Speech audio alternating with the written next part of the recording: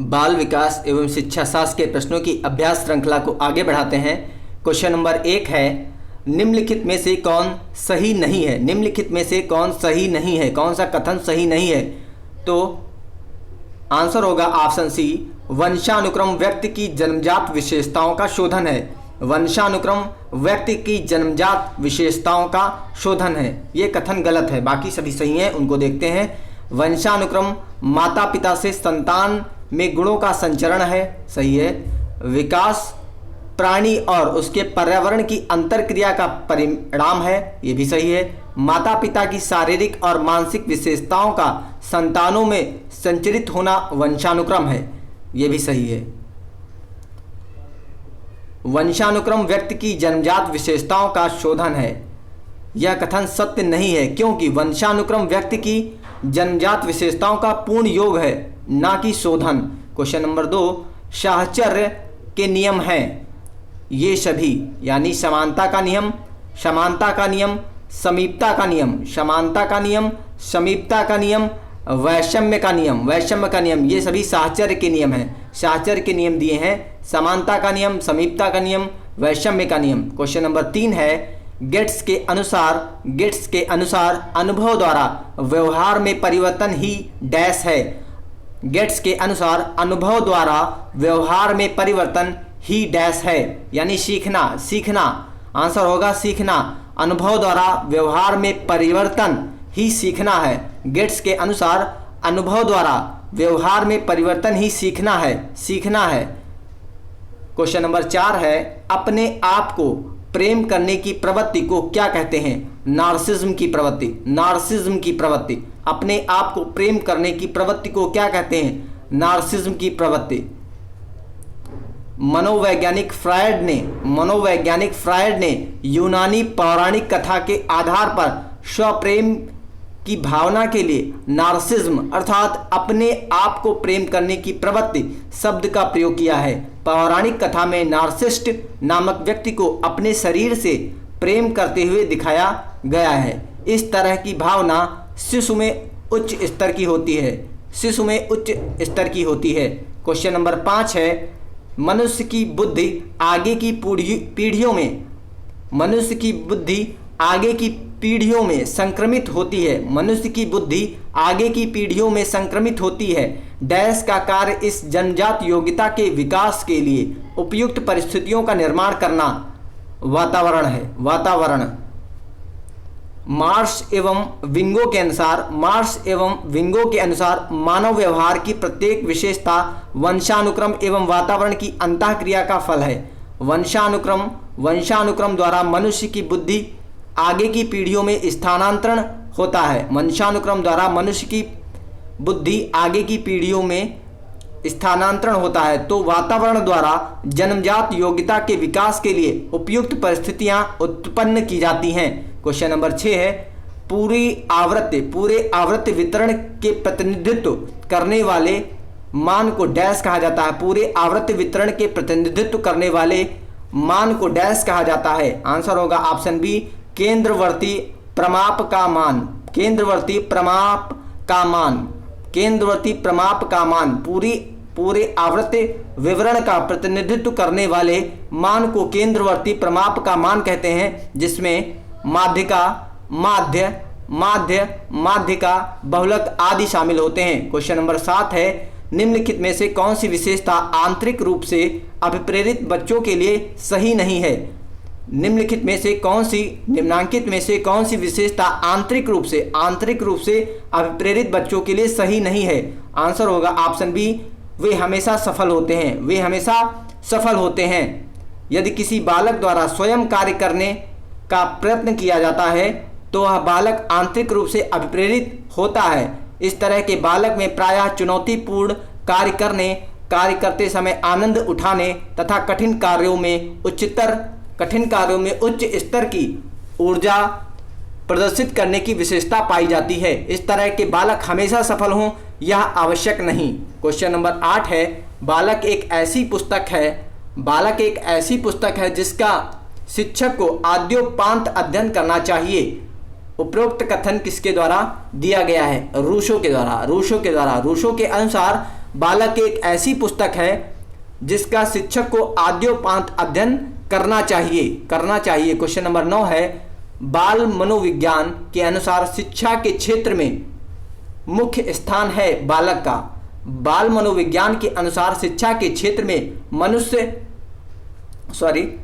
बाल मनोविज्ञान के अनुसार शिक्षा के क्षेत्र में मुख्य स्थान बालक का होता है। वर्तमान समय में बालक केंद्रित शिक्षा दी जा रही है। बाल केंद्रित शिक्षा में शिक्षण पद्धति बालक के हिसाब से ही प्रस्तुत एवं निर्धारित की जाती है।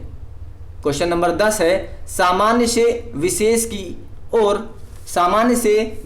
की तर्क की प्रक्रिया निम्नलिखित में कौन सी पद्धति में है? सामान्य से विशेष की तर्क की प्रक्रिया निम्न में कौन सी पद्धति में है? निगमनात्मक तर्क के अंतर्गत सामान्य से विशिष्ट की ओर चलना।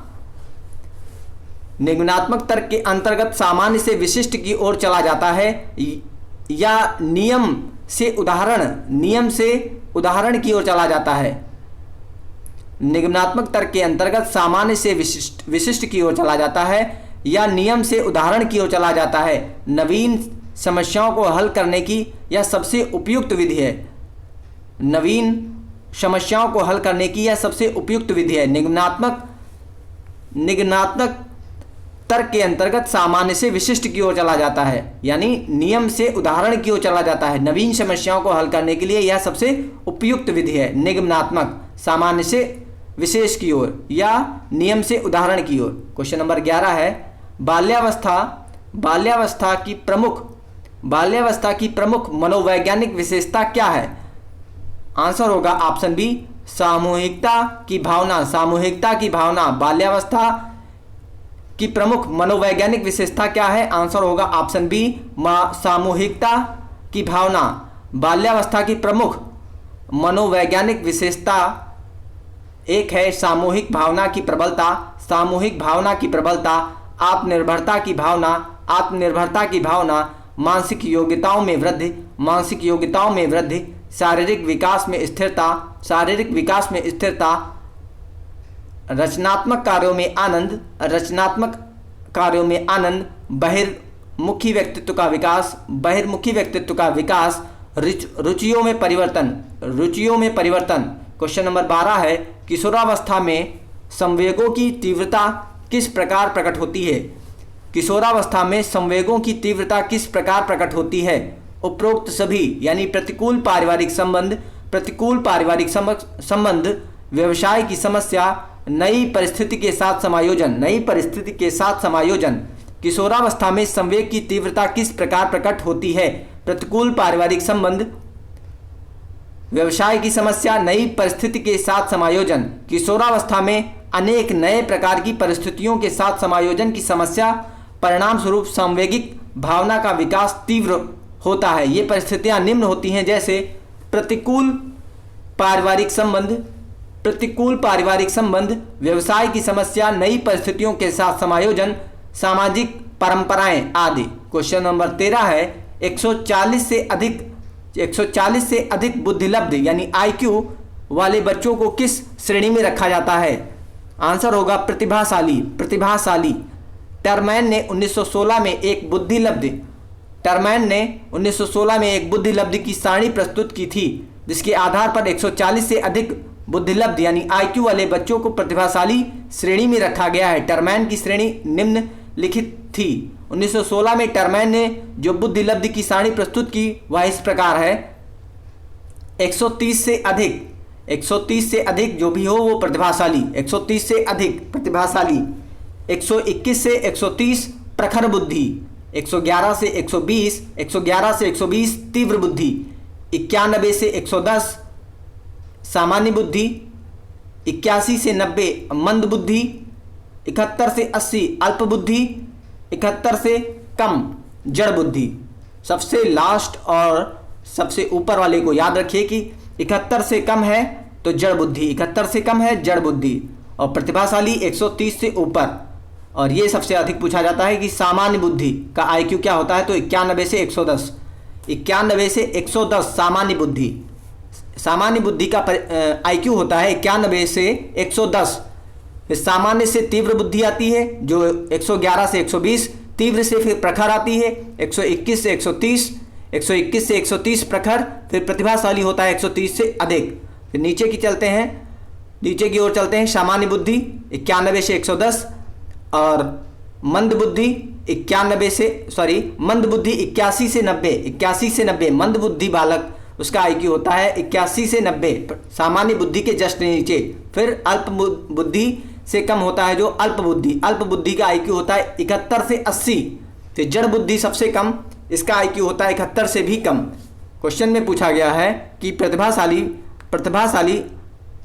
बालक का IQ क्या होगा। क्वेश्चन में है कि 140 से अधिक बुद्धि लब्धि वाले बच्चों को किस श्रेणी में रखा जाएगा, तो आंसर होगा प्रतिभाशाली 130 से अधिक में आते हैं। क्वेश्चन नंबर 14 दे रखा है, सृजनशीलता मौलिक परिणामों को अभिव्यक्त करने की मानसिक क्रिया है। सृजनशीलता मौलिक परिणामों को अभिव्यक्त करने की मानसिक क्रिया है। उपरोक्त कथन किसके द्वारा दिया गया, क्रो एवं क्रो के अनुसार सृजनशीलता मौलिक परिणामों को व्यक्त करने की मानसिक क्रिया होती है। क्वेश्चन नंबर 15 है, प्रयास और भूल सिद्धांत के प्रतिपादक थॉर्नडाइक। प्रयास और भूल सिद्धांत के प्रतिपादक थॉर्नडाइक अधिगम लर्निंग यानी अधिगम सीखने के क्षेत्र में प्रयास और भूल के सिद्धांत का प्रतिपादन E.L. थॉर्नडाइक द्वारा किया गया। इस सिद्धांत की व्याख्या करते हुए कहा जा सकता है कि किसी कार्य को करने में त्रुटि या गलती करते हैं और अनेक बार प्रयास करके त्रुटियों की संख्या या गलतियों की संख्या कम की जाती है या समाप्त की जाती है, तो इस प्रकार के सीखने को ही प्रयास एवं भूल द्वारा सीखना कहा जाता है। क्वेश्चन नंबर 16 है, सीखने के पठार के निराकरण के लिए क्या नहीं करना चाहिए। सीखने के पठार के निराकरण के लिए क्या नहीं करना चाहिए, आंसर होगा ऑप्शन सी, उसे दंडित नहीं करना चाहिए। सीखने के पठार के निराकरण के लिए क्या नहीं करना चाहिए, उसे दंडित नहीं करना चाहिए। सीखने के पठार का अर्थ सीखने में अवनति, अर्थात जब अधिगम प्रक्रिया में अधिगमकर्ता रुचि नहीं लेता या थक जाता है तो अधिगम में पठार आ जाता है। अधिगम के पठार के निराकरण के लिए अधिगमकर्ता को प्रोत्साहित करना, अधिगम की अच्छी विधि का प्रयोग करना, अधिगम में पठार के कारणों का अध्ययन करना चाहिए, किंतु कभी भी सीखने वाले को दंडित नहीं करना चाहिए। Okay, thank you.